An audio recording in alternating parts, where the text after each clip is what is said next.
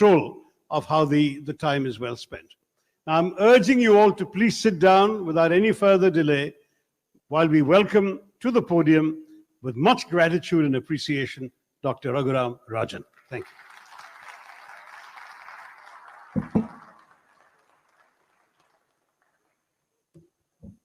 Namaskar, good afternoon. मैं हिंदी में बोल सकता हूँ, लेकिन हिंदी में भाषण देने की आदत नहीं है, तो इसलिए मैं अंग्रेजी में बोलूँगा और बाद में अगर प्रश्न हिंदी में आते हैं तो हिंदी में बोल सकता हूँ. Distinguished guests, Dr. Shashi Tharoor, members of the Congress, and friends. What I want to talk about today is something that's on all our minds, which is what is happening to liberal democracy in this country, and is it really that necessary for Indian development? I will argue it is, and we absolutely must strengthen it. But the reason I thought this would be an interesting topic of discussion is there is a feeling among some quarters in India today that democracy holds back Indian growth. And India needs strong, even authoritarian leadership with few checks and balances on it to grow. And we seem to be drifting in this direction. I believe this argument is totally wrong. It is based on an outdated model of development that emphasizes goods and capital, not people and ideas. I argue that recent underperformance of our country in terms of economic growth, and it has been happening for some time, certainly seems to indicate the path we're going on needs rethinking. I will make the argument that, in fact, our future lies in strengthening our liberal democracy and its institutions, not weakening them. And this is, in fact, essential for our growth. Now, there are, of course, many other reasons why we must confront and defeat majoritarian authoritarianism. For one, any attempt to make second-class citizens of a large minority will divide the country and create internal resentment. In this age of geopolitical turmoil, it will also weaken us and make us vulnerable to foreign meddling. We only have to look south to Sri Lanka to see the consequences when a country's politicians try to deflect from their inability to create jobs by attacking a minority. It doesn't lead anywhere good. And of course, there's a moral reason to have a just, liberal, democratic society. It's what enables each and every one of our citizens to flourish socially and politically. Now, I must emphasize before I get into the meat of my talk that liberalism is not anti-religion. The essence of every major religion is to seek out that which is good in everyone. In many ways, that is also the essence of liberal democracy. Now, with that as preamble, let me talk about the economic rationale for why we need a liberal, argumentative democracy. Start first with where we are. India is rebounding today. Though the consequences of war in Ukraine, the inflation, the rising interest rates around the world are all casting a shadow. Now, any growth that we have should be celebrated, but we cannot ignore the fact that the rebound that we're having is from disastrous numbers posted in the last 2 fiscal years. India's poorest citizens, and especially their children, continue to suffer. And they've suffered during the pandemic, they continue to suffer during a K-shaped recovery that we're having. The scarring of India's lower middle class households and MSMEs will mean that domestic demand will remain subdued after an initial rebound. So we need to figure out how to get growth up. Now, I want to emphasize that India's slow growth is not all the fault of the pandemic. Our underperformance predates the pandemic. Indeed, for about a decade, probably since the onset of the global financial crisis, we haven't been doing as well as we could. The key measure of this underperformance is our inability to create the good jobs that our youth need. Think, for example, of the protests that were triggered by the government's recently announced Agnipath scheme. This is suggestive of how hungry our youth are for jobs. Just a while ago, you saw 12.5 million applicants for 35,000 railway jobs. Now, it's particularly worrisome that India has a scarcity of jobs when so many of our women are not working outside the house. India's female labor force participation is amongst the lowest in the G20 at 20.3% in 2019. In fact, we had only one country which was keeping pace with us, which was Saudi Arabia. And now Saudi Arabia's female labor force participation is 33%. So we are alone. Think how much richer India would be as a country and how much less frustrated our youth would be if there were good jobs for all. So I want to ask the question, where has India gone wrong? But before I try and answer it, let me emphasize that there is much to praise about India's economic record. In the 2 decades after the 1991 reforms initiated by Prime Minister Narasimha Rao and Dr. Manmohan Singh, India had 7% growth for 20 years. That's something very few large countries have achieved. And even in the last decade of relatively slow growth, India has had notable successes. Remember, the Aadhaar scheme was conceived of by Nandan Nilekani, and he added to it the Aadhaar stack, which has had multiple applications. Now, this was an early innovation of the UPA government, and it's paying off today. Think about the universal payment interface that many of you have used, or UPI. We have over 4 billion transactions a month now on UPI. We started UPI in 2016 when I was at the RBI. The equivalent Fed now will start at the Federal Reserve only in 2023.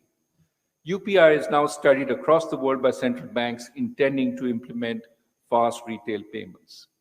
The point I want to make is not so much that this is the one thing we've done. There's so many things we've done. But when India puts its mind to it, it is second to none. The examples of successes abound, such as our farmers, ISRO, a fantastic organization which has put a satellite around Mars, our various unicorns, and our Thomas Cup badminton team. But we can't indulge only in chest thumping. If we don't assess our failings critically, we will increase the chances of continuing to underperform. So in that spirit of constructive criticism, let me ask, if Indians and India have so much potential, why are we faltering today? Why aren't we creating those jobs that we desperately need? So let's start by asking what worked for us in those 2 decades after liberalization when we grew so wonderfully. I would say at least 3 things. First, we enabled our people with capabilities and empowered them to seek out better futures. We trusted our people. Second, we freed up their access to opportunities. And third, we governed with a dynamic and sensitive touch, with an openness to criticism and a willingness to learn and correct course.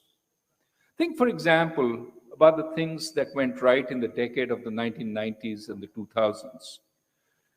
What few people realize is that we simply did not just tear down the license permit Raj in those years.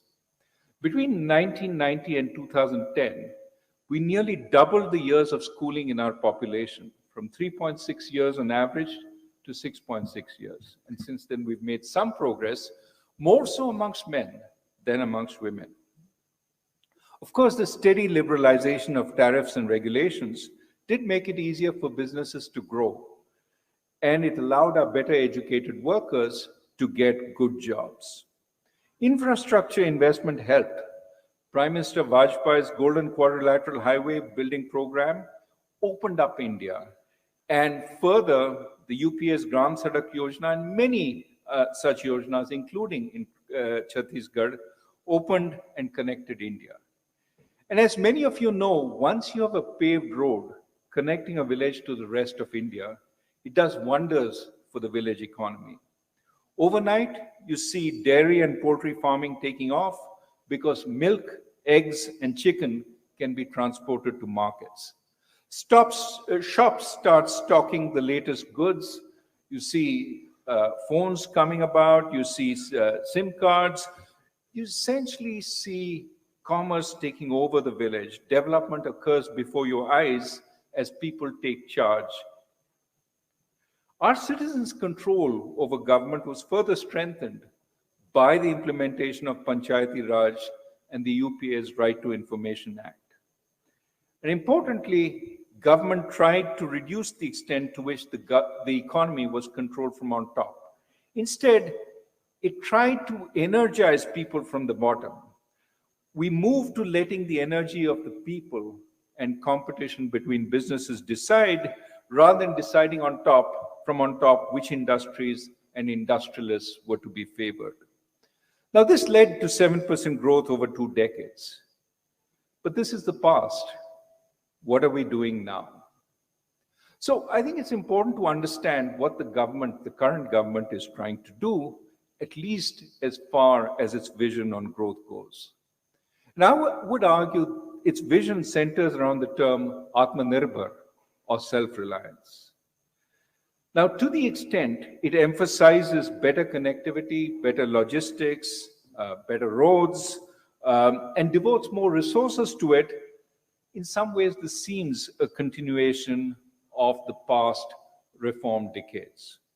And that is good. But in many ways, when you look at what Atmanirbhar is trying to achieve, it takes us back to an earlier and failed past, where we focused on physical capital, not human capital, on protection and subsidies, not on liberalization, on choosing favorites to win, not letting the most capable succeed. Now, it also means that we have a misplaced sense of priorities. What do I mean by that? Think about what we're not spending money on today. There is a tragedy overtaking our school children, especially the poorer ones. Many, not having been to school for 2 years, are dropping out of school. Their human capital, which is their and our most important asset in coming years, is something that we're neglecting. We're failing them by not devoting enough resources to remedial education. Now, perhaps the central government thinks state governments will take care of children. Certainly, education is also a state subject. Indeed, the state I work with, Tamil Nadu, has come up with an innovative scheme, Ilam Thedi Kalvi, to hire 1.75 lakh local workers to offer children remedial learning and draw them back to school.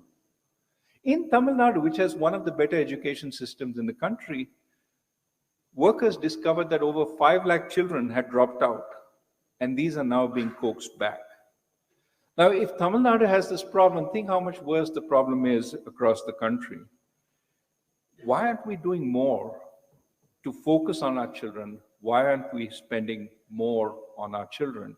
And given that states are strapped for finance, the center should be providing more resources to this. So the question we have to ask is, what is the center devoting its money to? One of the big items on the center's agenda in terms of funding is called production-linked incentives, which are subsidies to big manufacturing industry. So let's look at the PLI scheme and ask, what exactly does it do?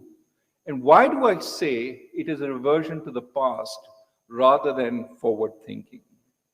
Now, giving credit to the government is very much worried about jobs. And that's why it's trying to energize manufacturing in the country.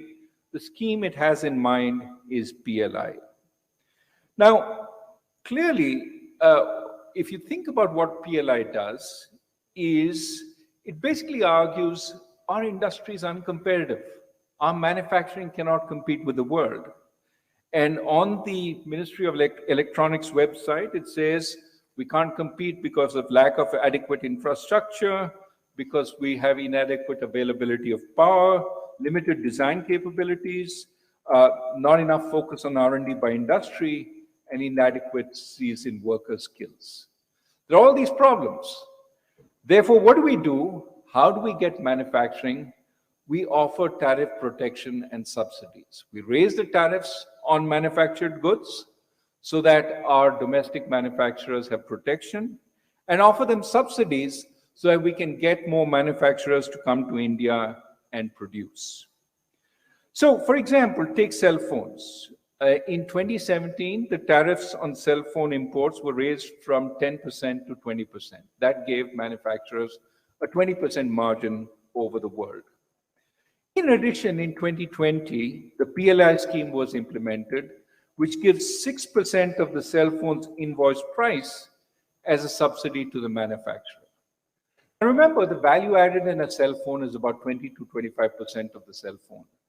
So you're adding essentially a 6% margin to producers who are actually producing 20 to 25% of that value. In other words, the profit margin they get is about quarter to 1/3 of the value added. Given all this, in addition, states are offering power subsidies, land subsidies, capital expenditure subsidies to get manufacturers coming in. So cell phone manufacturers have a great deal, which is why a number of them are willing to set up in India. The question you have to ask for yourself is, how sustainable is this? And who is paying for all this?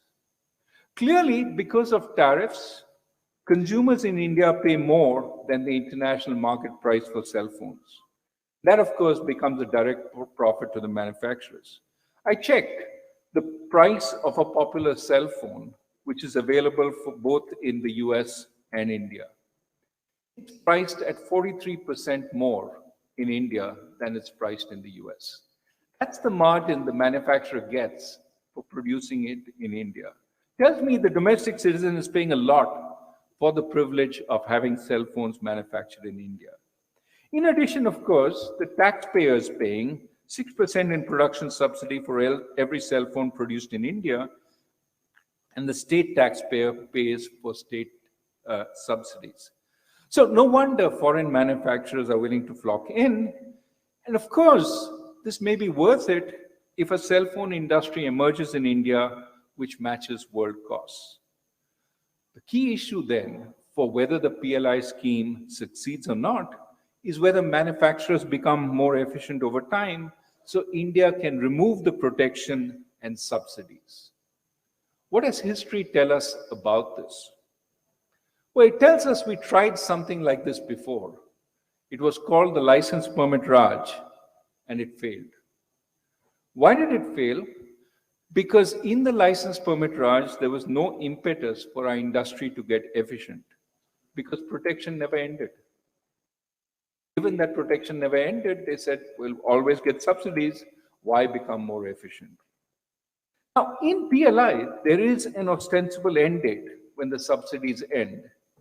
And hopefully, at that time, the tariff protection that they have will also end. These are hopes. But the real question you should ask is, will they end?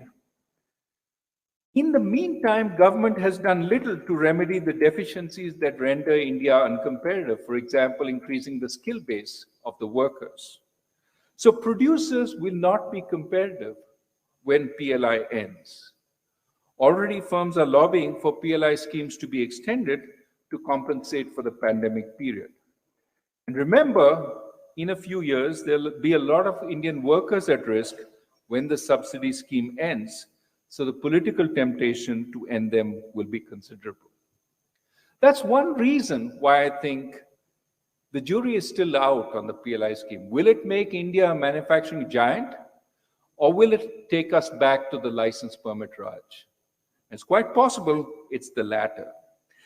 The other problem, however, with schemes like the PLI schemes is in an attempt to get Indian manufacturing in certain areas, they increase costs to other areas also. So for example, there's a PLI scheme currently being contemplated for chip manufacturing in India. $10 billion of subsidies for getting chip manufacturing into India. Now, the problem, of course, is as the PLI scheme is implemented, the cost of chips to other Indian manufacturers will go up. And those manufacturers now become less competitive. Think of car manufacturing, lots of chips go into cars. If they have to pay 20, 30, 40% more for chips, the cars that are produced in India become uncompetitive.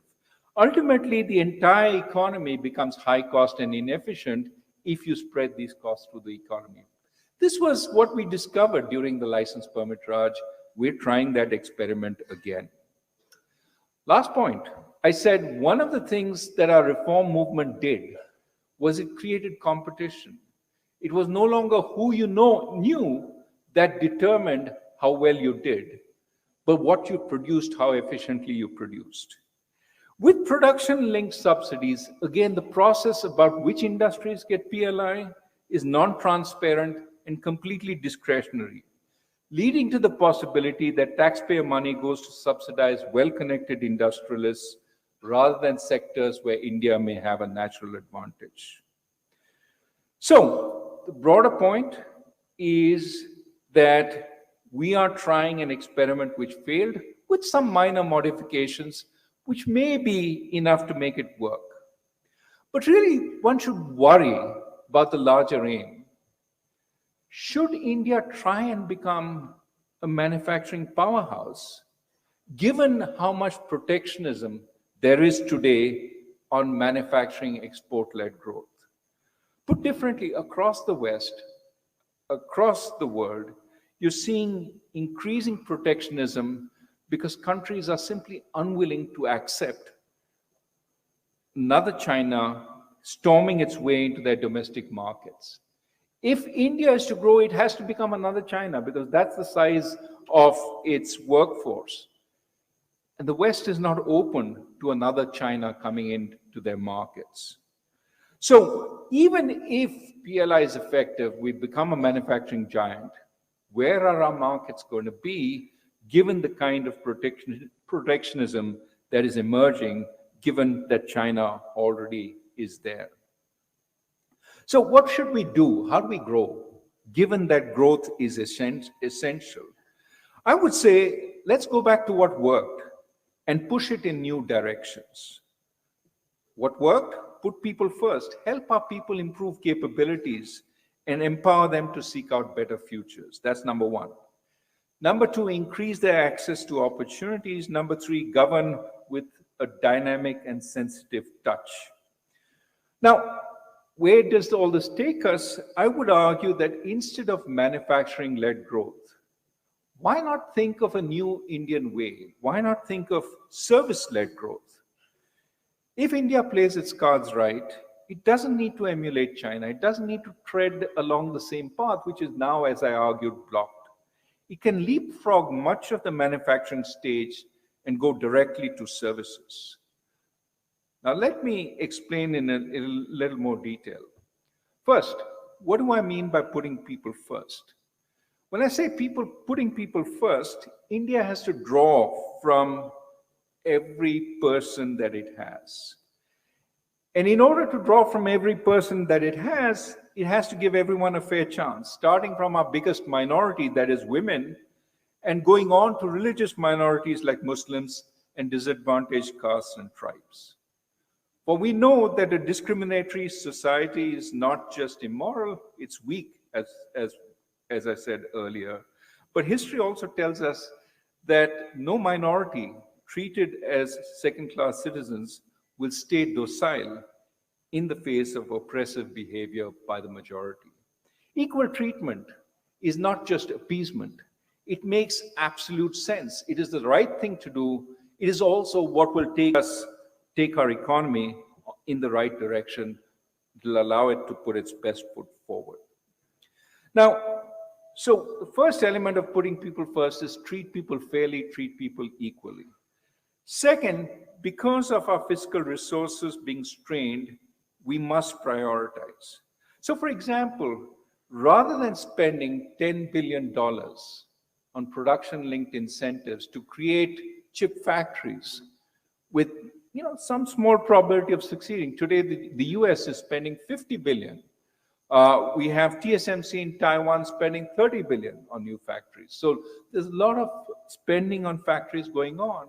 Instead of us spending $10 billion in starting from scratch without any assurance of success, why not spend $10 billion on 100 new universities or on 200 old universities upgrading their talents, upgrading their labs, upgrading their facilities, or on 2,000 high schools?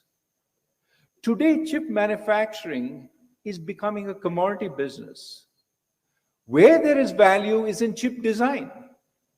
By getting 100 new universities, you get 10,000 new engineers. 10,000 chip engineers can do far more than one chip factory. In other words, when we're thinking about where we prioritize, should we not spend money on people, on their capabilities, on ideas, rather than on subsidizing some industrialists to try making chip factories? As we put people first, as we think about an agenda which increases their human capital, we have to also ask, why is it we haven't done so well on providing public goods to people? Why is it our healthcare systems are deficient? Why is it our schools are not stronger? And I would argue that part of the reason is because people need more power in their hands to be able to affect change. We heard earlier today about one way of empowering people, which is cash transfers to them, giving them the ability to command with the money in their hands better services, because now they can pay for it and they can ask people to provide those services. So cash transfers of the kind that Chhattisgarh is doing are one step in empowering people. A second is to decentralize government. Today, when a teacher doesn't show up in a school in a village, who do you complain to? The teacher is not employed by anybody who has power in the village. The teacher is employed at the state level, and you have to go to the state capital to get redress. If instead there was decentralization, if each panchayat, each municipality had more power over the workers in that panchayat or municipality, would there not be more local control and local responsibility from those functionaries? In other words, can we decentralize funds, functions, and functionaries to the local area? Something the Congress started doing with Panchayati Raj in the late 1980s, but that experiment needs to be continued, because at this point, it is essentially, we have limited the amount of funds, functions, and functionaries that are transferred to the local area. Again, Chhattisgarh is doing some of that, for example, giving local panchayats decision power over sand mining, but more decision powers can be allocated to the local area so that people feel more empowered and can actually take actions on their own futures. Third, if you want to empower people, we also have to put much greater weight on individual rights and freedoms and push courts to enforce them. We have seen in many situations the weaponization of laws, of draconian laws like UAPA and the sedition law. We have seen Section 295A of the Indian Penal Code being used to oppress certain communities and suppress free speech. Now, these laws, if they used well, can help protect the public from criminals and terrorists. But if they're misused, they protect the lazy, the incompetent, and the corrupt in government from the public, or enable the government to hound those it does not like. We've seen both sides of it. And I would argue that going forward, if we want to put people first, we want to give them the ability to protest against ineffective government, we allow them to criticize local government, we need to change these laws to amend them or repeal many of them so that people do not fear being put in jail just because they protest. We have to improve access to opportunities. There's so many ways we can improve access to opportunity once people have capabilities. Improving access to markets, to self-employment, to finance, etc. On the agricultural side, technology extension, services, investment and marketing support. On the infrastructure side, we can build out much more infrastructure. Again, the Gram Sadak Yojana that the Chhattisgarh government is working on. But one of the biggest problems in in accessing opportunity is the difficulty of doing business. The other day I was visiting what are the real regulations that we have to adhere to? What are the inspectors we have to meet? What are the inspections we have to pass? And in much of this, as you know, there's also a certain amount of corruption. All these are things we need to work on in order to enable our people to create jobs for themselves, to create the kind of entrepreneurship that is very important going forward. So that's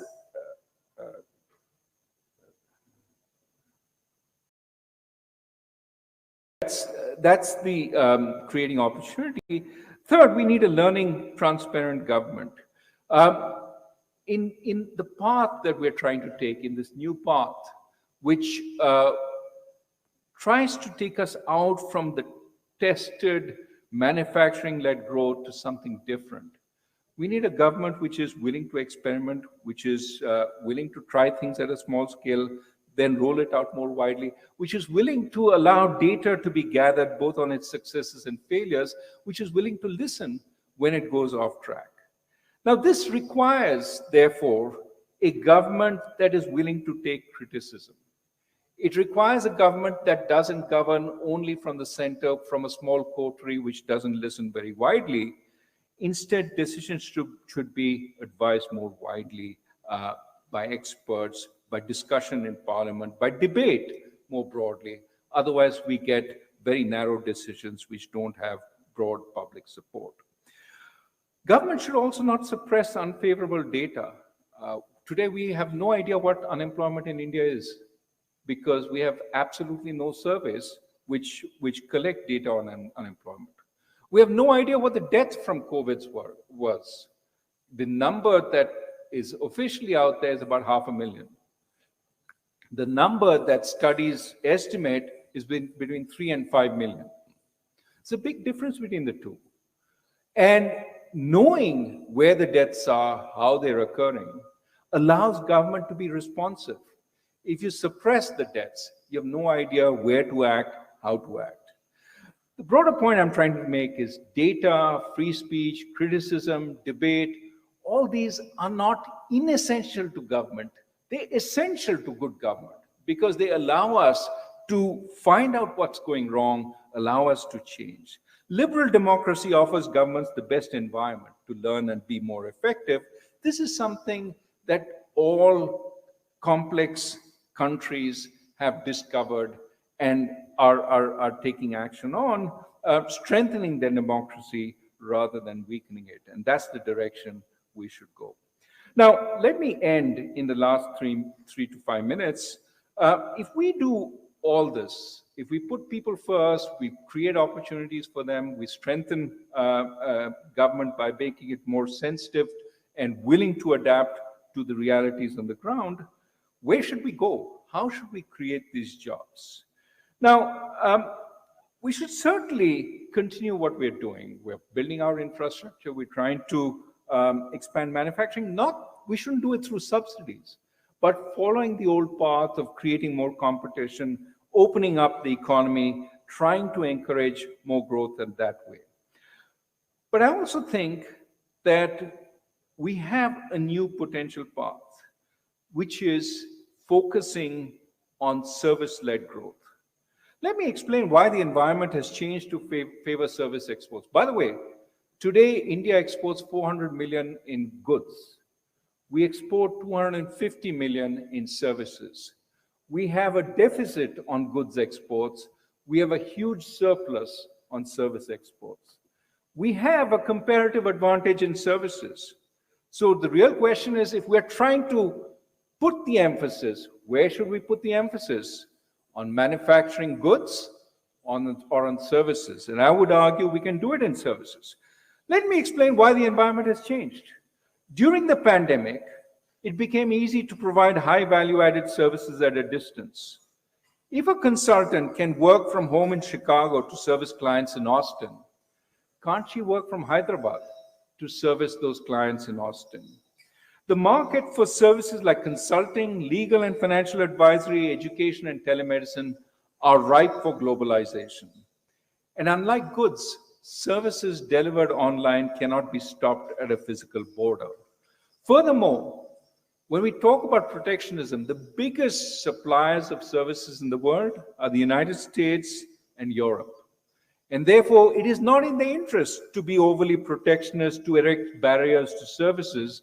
In fact, it is in their interest to be more open. Second, India has a key asset in providing services. It's liberal democracy. Think, for example, when you provide medical services, one of the biggest elements in medical services is data and data privacy. The patient on the other side doesn't want her data to be just spread around without any notion of privacy. She also doesn't want your government to be looking at her data. Her government doesn't want you to be looking at her data. So if you want to provide medical services across border, one of the things you have to assure the other side is you will have strict controls on the data. You will protect that data. The data will stay within the provider, and it will even be protected from your own government. What countries can give better assurance of this kind of data protection? Typically, transparent, tolerant democracies which are governed by the rule of law. So if, for example, we can convince other countries that our own government cannot see our data without going through the courts, our own firms can be sued in a court if they spread the data around, we have a much better chance of getting into data-intensive services, something that a country like China cannot get into because there are no checks and balances on the Chinese government. The US today will not allow China to provide financial services in the US. In fact, a number of Congress people in the US are saying we should put restrictions on TikTok because it gathers up so much data. When data is the new oil, think about countries that have much greater ability to commit that the data will stay private. Those countries will have an advantage in providing services. Add to that the fact that India is already known for providing services across the world. Our software engineers have done wonders for us here. A final reason for why focusing on services rather than manufacturing is the world is growing green. Services are expanding. Manufacturing cannot expand at that pace because it's impossible for the world to grow its consumption of goods as it did in the past. More of the consumption basket will increasingly consist of services. Why don't we focus more on spreading services across the world? So what does this mean in terms, and this is where I'll end, what does it mean in terms of what we need to do?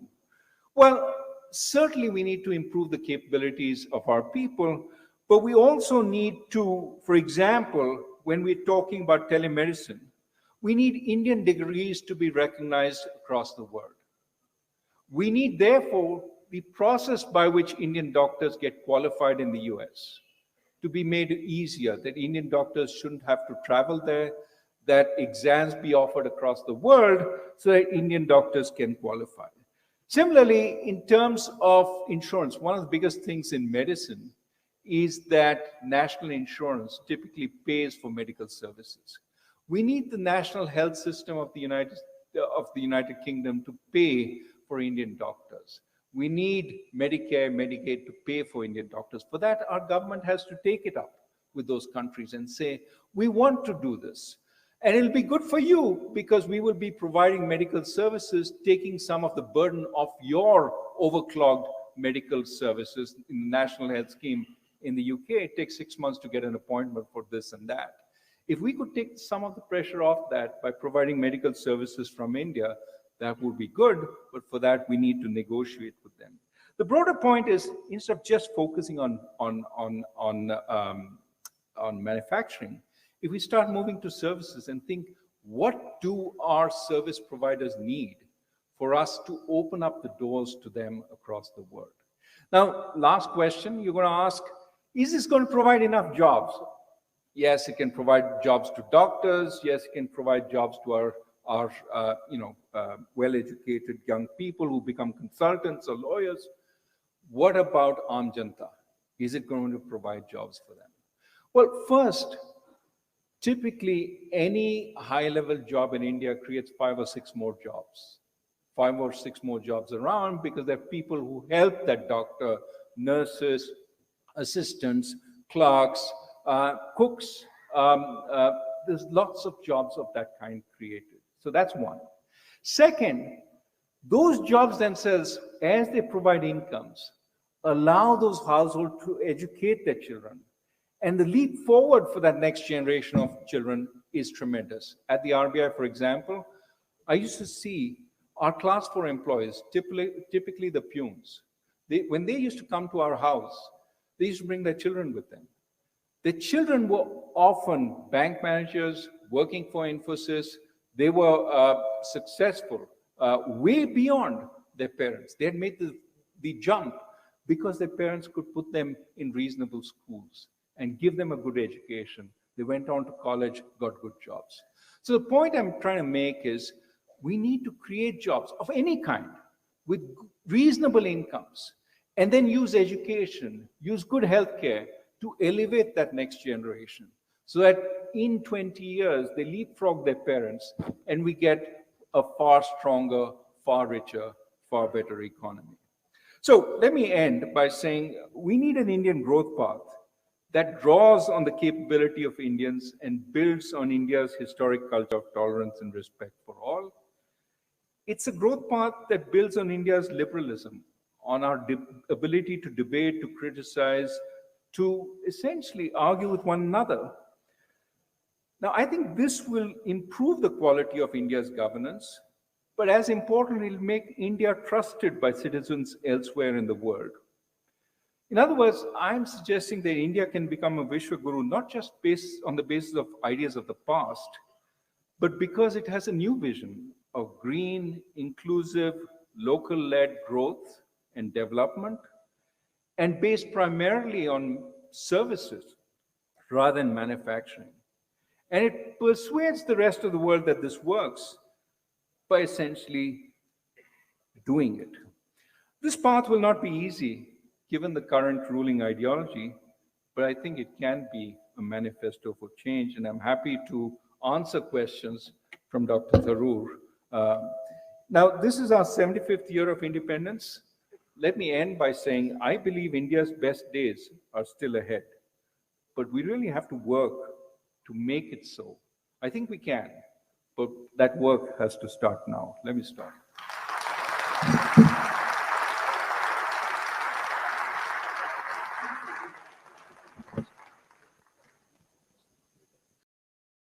Thank you very much, Raghu. That was an amazing tour de force, covering a vast, vast area, far bigger, in fact, than just the topic that was officially announced.